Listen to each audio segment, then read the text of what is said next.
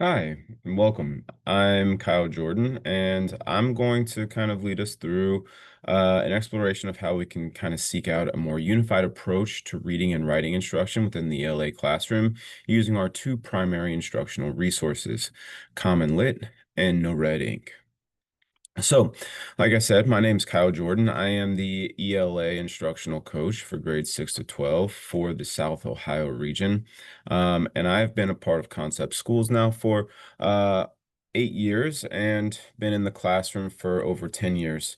And I've extensively used Common Lit both as a curriculum resource before we adopted it as a primary source, and then kind of leaning into it more once we did adopt it as our primary curriculum resource. And so I'm excited for this next step within our curriculum foundation to be adding in No Red Ink to support and supplement the curriculum tools that we have at our disposal with Common Lit. So, what's the goal for today? I mean, it's kind of threefold. There are three layers to it. First, we're going to analyze, then we'll prioritize, then we'll use our discernment. And that kind of leads into that driving question because we want to figure out how we can become discerning students of our curriculum to effectively integrate Common Lit reading instruction with no red ink writing instruction. And discernment simply means that we are using wise judgment because we as educators have a lot of decisions to make when it comes to designing lessons, units, and designing the curriculum and learning experiences that our students engage with. So that's kind of the goal for today. And here's what that'll look like. We'll start with the No Red Ink curriculum alignment guide. We'll analyze the architecture of that alignment guide relative to Common Lit's unit guide. Then we'll transition into a more layered integration. This is where we're looking at the nuances and complexities of how we can use NoRedInk to complement what is already in Common Lit based on our curriculum context. And then we'll extend into broader considerations very briefly to examine other tools, other useful tools, as well as what's missing. And finally, we'll wrap up with recommendations for how to best align, especially early on in this first year of implementation.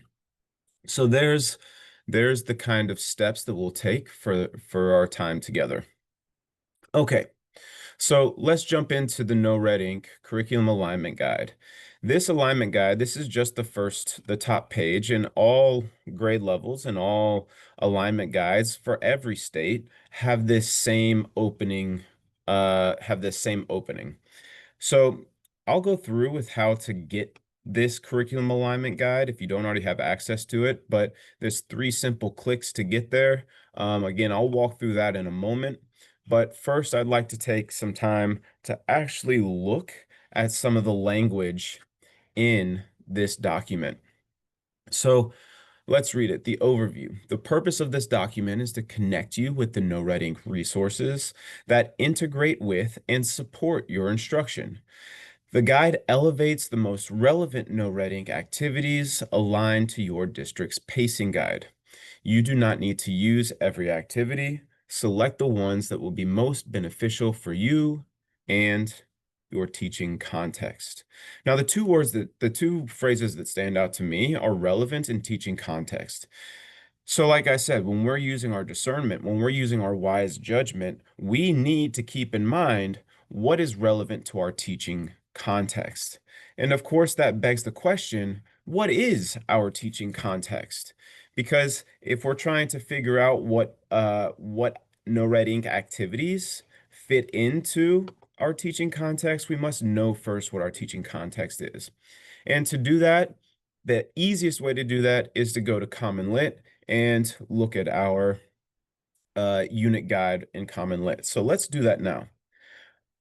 I'm going to go to my Common Lit 360 curriculum tab, and I'm going to stick with sixth grade just because I've been working with sixth grade recently, and a lot of our teachers are either beginning Unit 2 or in the middle of Unit 2. And like I said, I've got a lot of stuff in Common Lit to filter through, but if I'm looking for a quick snapshot of my teaching context, this unit guide is the best place to start. So, the unit guide again gives us a snapshot, a glance of what we're going to encounter. We get our essential question, we get our pacing, we get our list of unit texts and focus skills, etc. But it's really pages 2 and 3 that are going to give us the clearest picture of our teaching context. It provides us with our focus skills or our priority standards for the unit, and it provides us with our arc of reading instruction and our arc of writing instruction. That, in a nutshell, gives us the most comprehensive information that we need to fully understand our teaching context. So I'm actually going to start with this skill focus as a way to help us understand how NoRedInk constructed their curriculum alignment guide, because they have used this unit guide from Common Lit to aid them in that process. So starting with our focus standards. Our three focus standards for Unit 2 are Informational Reading Standard 2, Informational Reading Standard 3, and Standard 5. It gives us a nice breakdown of how these skills increase in rigor and complexity as students move from 5th grade to 6th grade. So Standard 2 has to do with identifying central idea. Standard 3 is analyzing how ideas are introduced, illustrated, and elaborated. And then Standard 5 is going to look at how the overall structure of a text contributes to the development of ideas. So there are three focus standards. Now, how does that translate then to NoRedInk? Like I said, it'll be helpful to compare this to the curriculum alignment guide, and I want to walk you through how to get to that curriculum alignment guide now. First, in the top right-hand corner of your dashboard, you should see NoRedInk Academy. Everyone should have that link, and when we click on that, it brings us to a new tab, and from there, I can go to NoRedInk for you, and then finally to Common Lit and NoRedInk Alignment for Concept Schools. There, I'm going to select 6th grade because I selected 6th grade as my Common Lit unit. I'm going to select 6th grade for my course overview alignment guide as well. So we already took the time to go over the overview part. We haven't looked yet at the planning and pacing guidance for NoRedInk activities, but we can see that it's broken down into 4, but really 5 activities. So we get modules, we get quick writes, we get guided essays, and we get guided short responses, and finally we get graphic organizers. But let's look at how NoRedInk constructed their pacing guide based off of Common Lit's unit guide. So I'm going to go down to Unit 2, the recipe for success. And I notice right off the bat that this alignment guide is broken into 3 columns. A domain, which includes the domain of reading, the domain of writing, and the domain of language.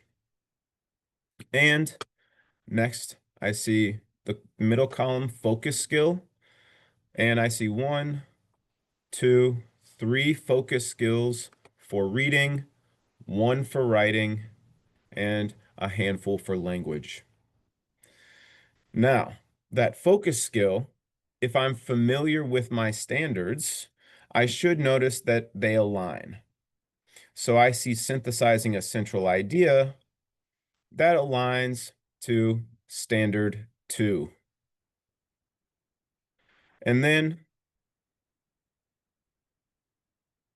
I see analyzing the development of ideas.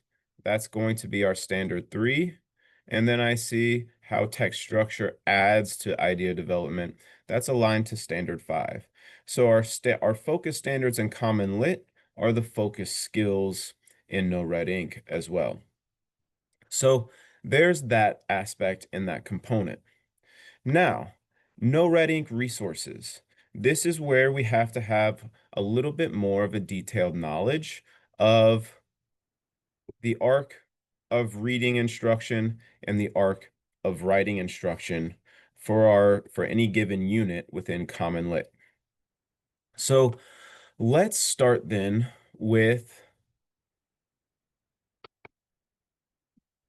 looking at what we're probably going to use most often, which are short responses.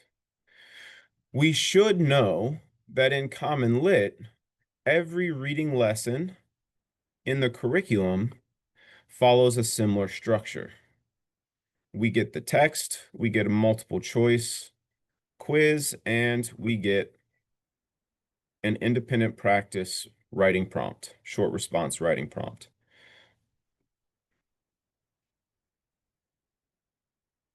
And sure enough, there it is. Our text, our quiz, and our short response prompt, which is going to be the primary focus for us in terms of aligning with NoRedInk. So let's go back to Unit 2. Again, I know that I'm getting ready to assign a independent practice writing prompt. I can use NoRedInk's curriculum guide to look for a quick write, but which one do I use? Because I see several guided short response prompts or templates. That's where we need to go back, and I see that the prompt in Common Lit is aligned to Standard 3 that has to do with the development, illustration, and so forth of ideas. So the development of ideas. So then I can use that template for analyzing the development of ideas. Now, when I click on that, it automatically creates a prompt that I can assign to students. I do have to do some fill in the blank here because it is a template. Now, the first thing that I realize is that this template doesn't really match up with the prompt used in in Common Lit. So let's look at an example that I've already created. So I've already created an assignment dedicated to the goal, which is the first text in Unit 2, the 6th grade Unit 2 Common Lit curriculum, and I'm going to edit. So all I've done is I've copy and pasted this prompt directly from Common Lit into, I've just replaced the template and put it into NoRedInk. The second thing that I've done is I've added a source. Now, that can take a few different shapes, but I can add in the title, the author, background information, and then I can copy in the text. But easier than copying in the text, I find, is adding a link. And that link gives access to a digital copy for students to use. I can add as many links as I want within this, but that's the easiest way to do it. After I've got my prompt and my sources, then I want to come over to customizing my rubric. Now, when you first create a prompt in NoRedInk, it's going to give you 5 stock options that are automatically checked with automatic point values that are all the same. This is where I have to make the decision about what to use, what not to use, how I want to change my point value, and how writing is reflected in my grade book, depending on which assignment. So again, I'm going to go back to my example here where I've customized my rubric. I, at this point, have not taught concluding sentences. And so I don't want kids to be responsible for having to add that to the grade book since I haven't taught that yet. And while grammar and spelling are important, they're not the main focus for this particular writing task. I want to see kids be able to express their ideas in writing and organize those ideas appropriately. So I've selected these 3, but I've also chosen to add a few of my own criteria. using at least one vocab word from our Unit 2 list. And then I've added two bonuses that serve as a kind of extension or enrichment for kids who are ready, using transition words and adding appropriate or relevant context. I've also adjusted the point values to reflect that. Um, so make sure that you're able to do that as well. With that being said, I do want to make note that the language in the rubric is not something that we can edit.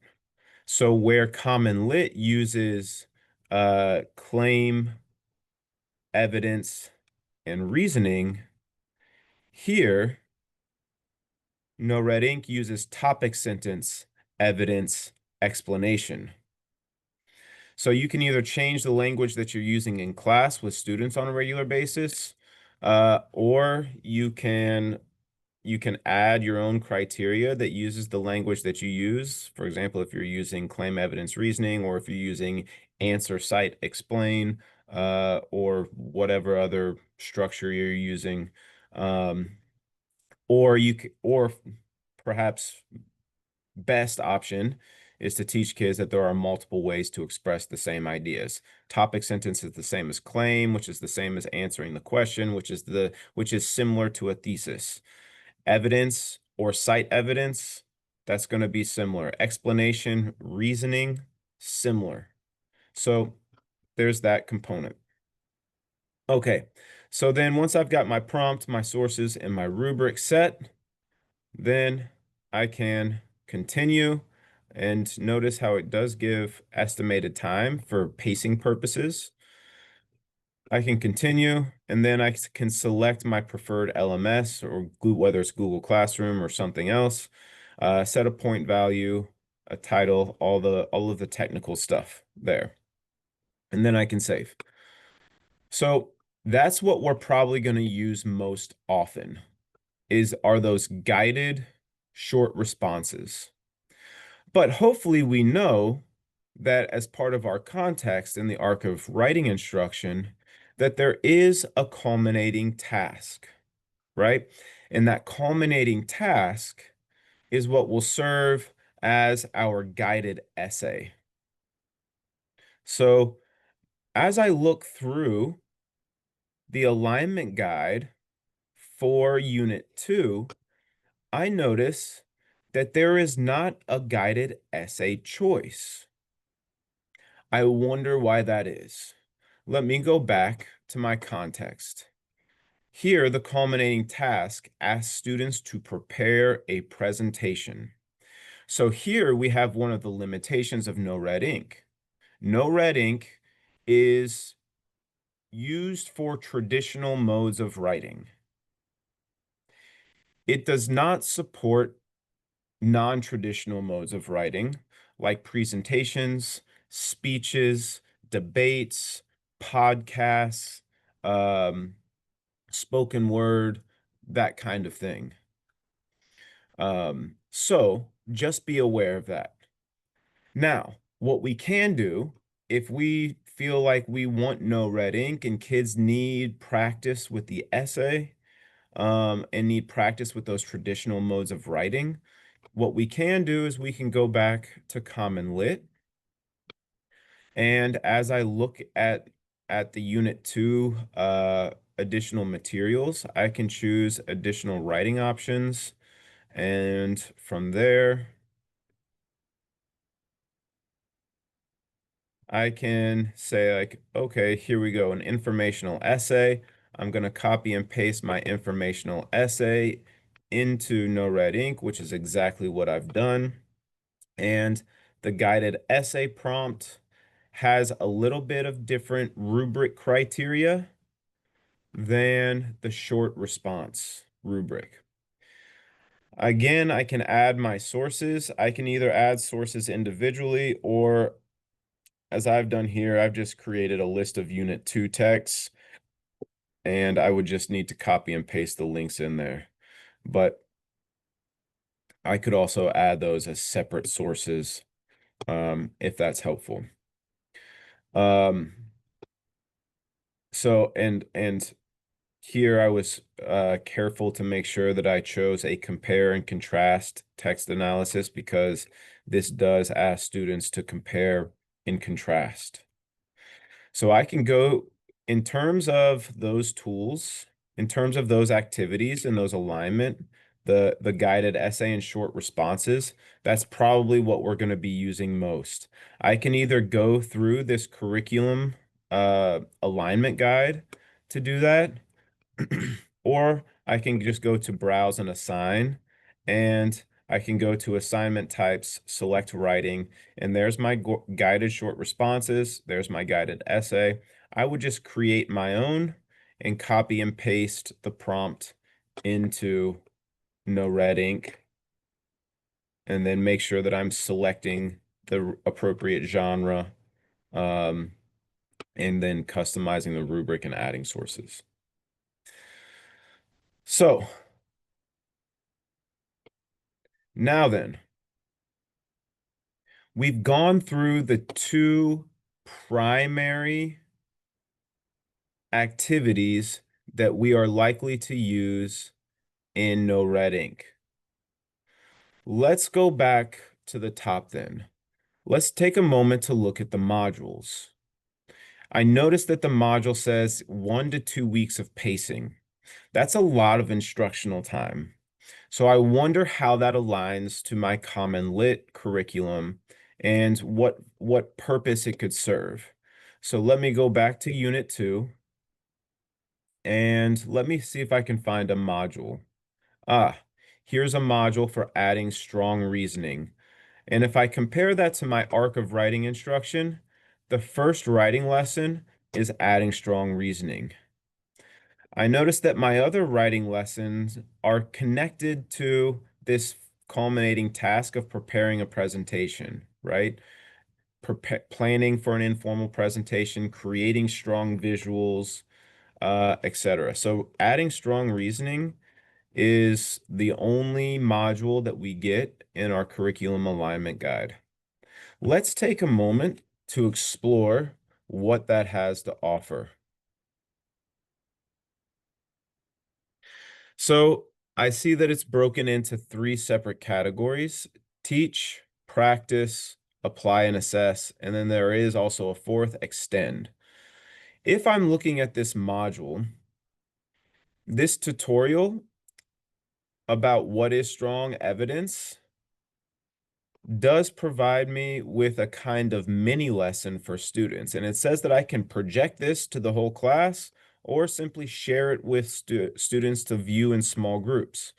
So like if we just go to view, again, it walks us through a quick mini lesson that can actually be helpful to inform our own direct instruction when it comes to writing. But we can use that.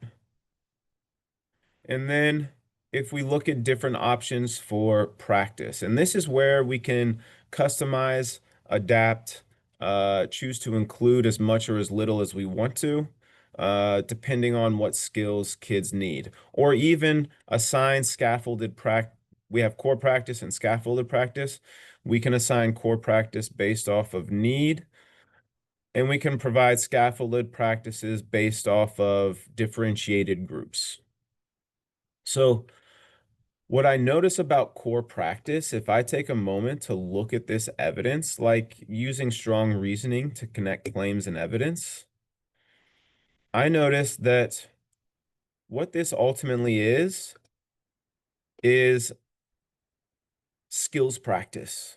It gives me a claim, it gives me 2 pieces of evidence, and then I have to choose the best reasoning, right? If I just throw one in there, there you go. I'm on to the next one, right? So it's literally just skills practice. This is where there's a bit of a clash between NoRedInk and Common Lit. While this provides good mini lessons and provides lots of repetition with skills practice and skills identification, it's out of context with what students are doing in the unit. So for example, if we compare this module with the writing lesson in Common Lit for the same standard of adding strong reasoning,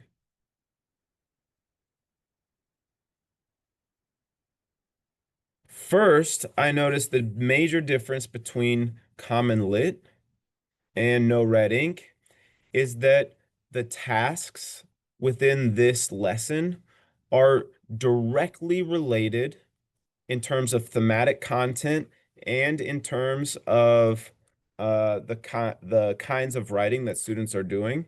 This is more directly related to that. The example prompt comes directly from one of the texts in the unit. And the example paragraph is very similar to the exact kind of writing that students are being asked to do uh, in their short responses. It gives that example paragraph of weak reasoning, and then it gives an example paragraph that uses strong reasoning with the same prompt. And then it gives kids an opportunity to revise weak reasoning with strong reasoning. So in that way, Common Lit, I think the writing lesson in Common Lit is a little bit stronger because it provides contextualized practice. Students just don't get the repetition. If they need the repetition, these modules come in handy.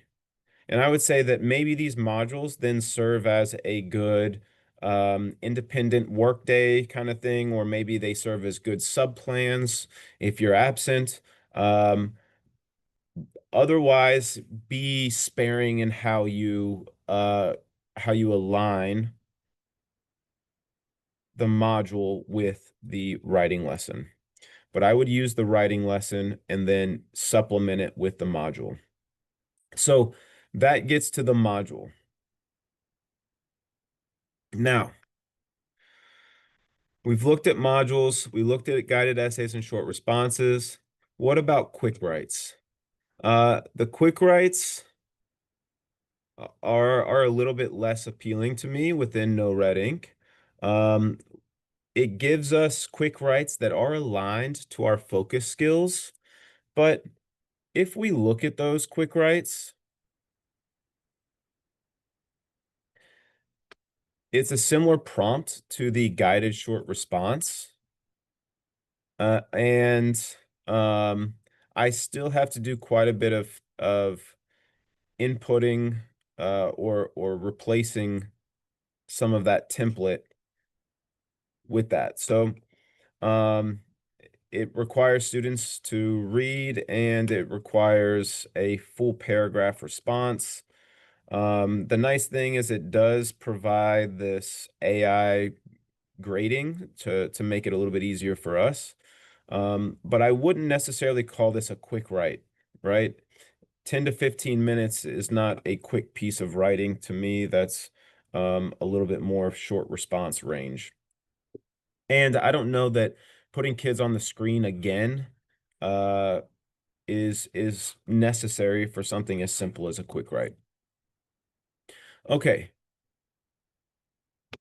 so we've hit modules, we've hit quick writes, we've hit guided essays and short responses.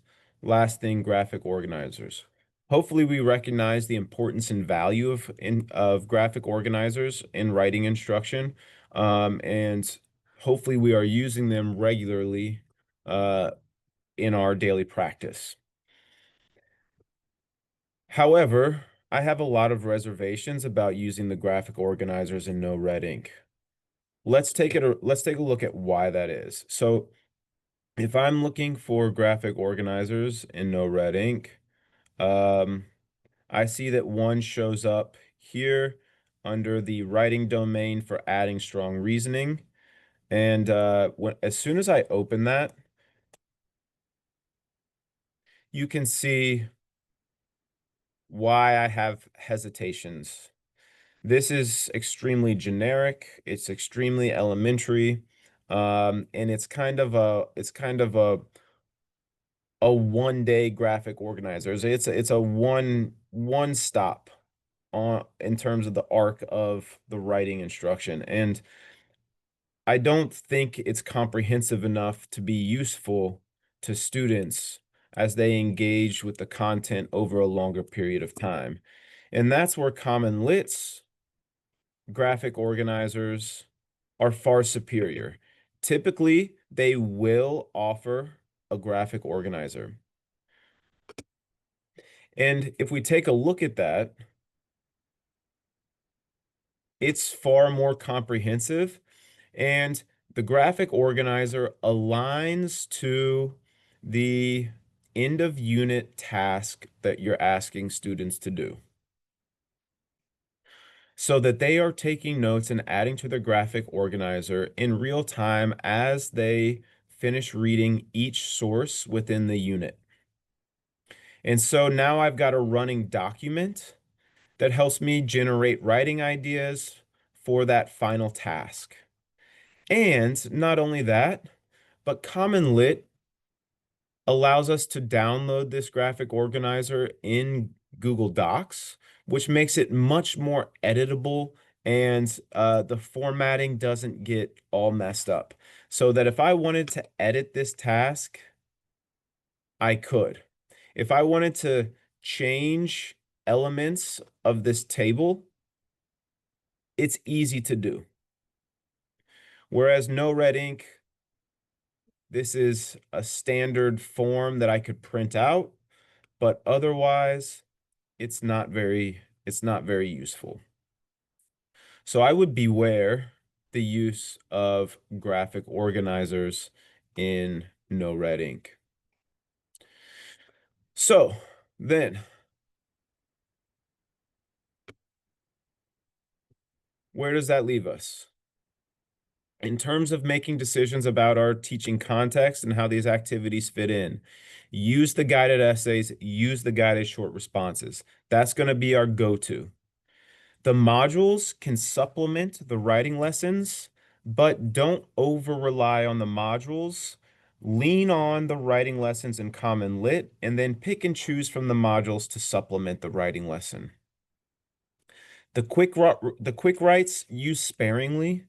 If possible, keep kids off the screen and have them do quick writes in a notebook or on a piece of paper, and have them write down the arm instead of on a keyboard.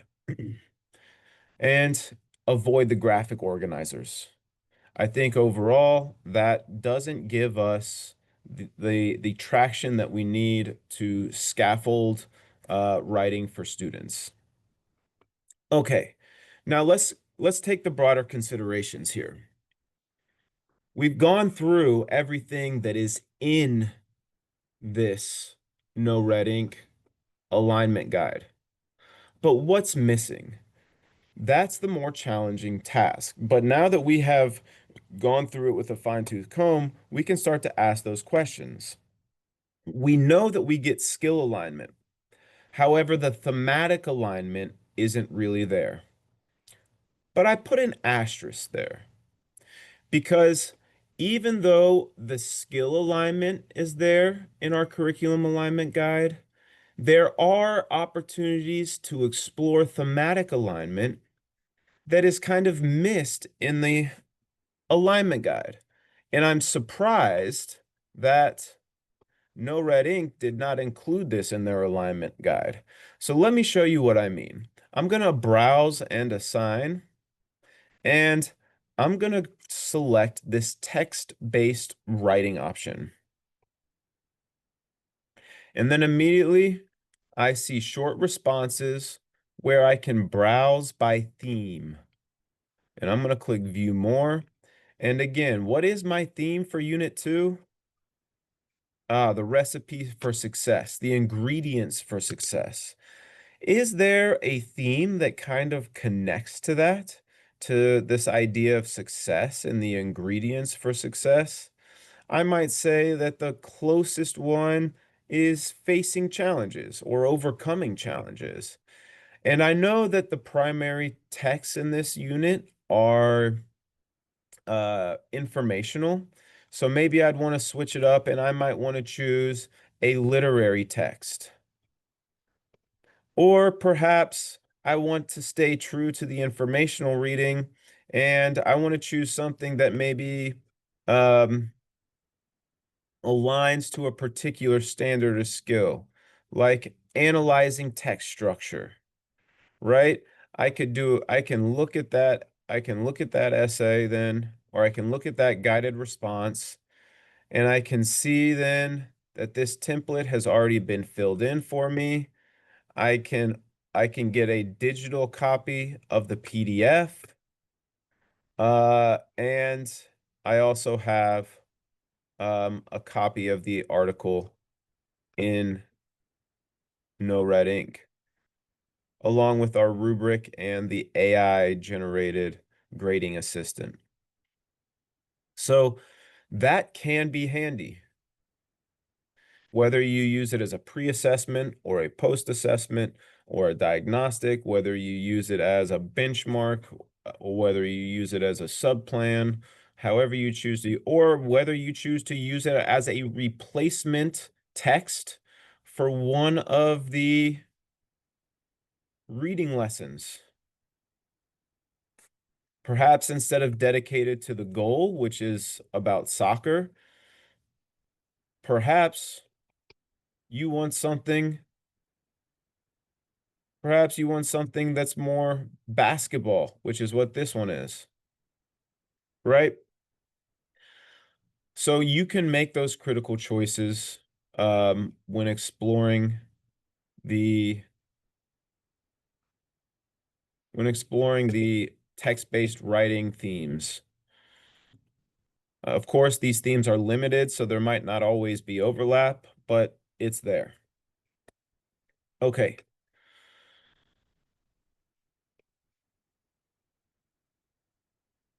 So skill alignment, but not much thematic alignment. The other thing that's missing, and I think this is really important, there's tons of individual and independent engagement on NoRedInk, but that will never substitute the building of a writing community within your classroom, especially when we consider that there are very strong correlations between speaking and listening and writing. When we're able to test out our ideas verbally, it enhances and strengthens our writing abilities. So, building a writing community is essential to build the confidence of our student writers.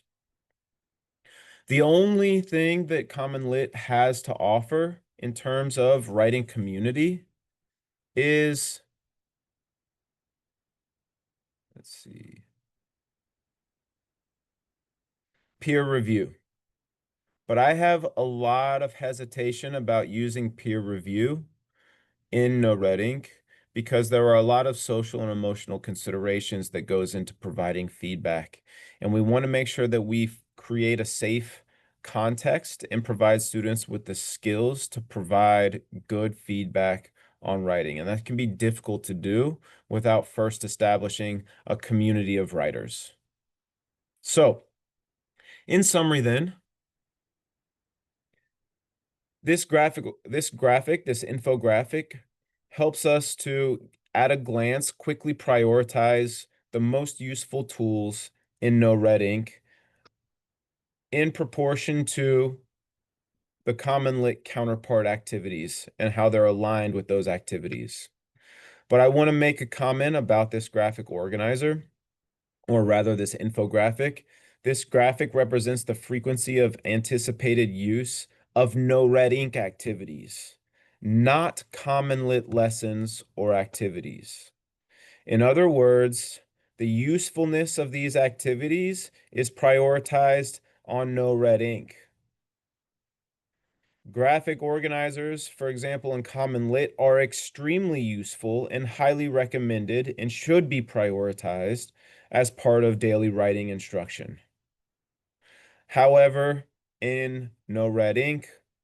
They have very little utility and therefore get very low prioritization. I've kind of grouped into three broad categories. Guided short responses and guided essays are ones that we should be using regularly. The middle category should be used in moderation and should require a little bit more discernment in how we use them. And then finally, graphic organizers in NoRedInk we should avoid. So that's the quick summary of what we would like to see in terms of early integration. And I want to thank you for your time. And as you become more confident and competent in using NoRedInk, I encourage you to be an advocate for it with your colleagues in other disciplines. And I encourage you to use NoRedInk as a tool to also inform best practices in writing instruction for yourself. So thank you again. Please feel free to reach out with any questions, comments, or concerns. My email is there below, kjordan@conceptschools.org. Feel free to reach out, and thank you again.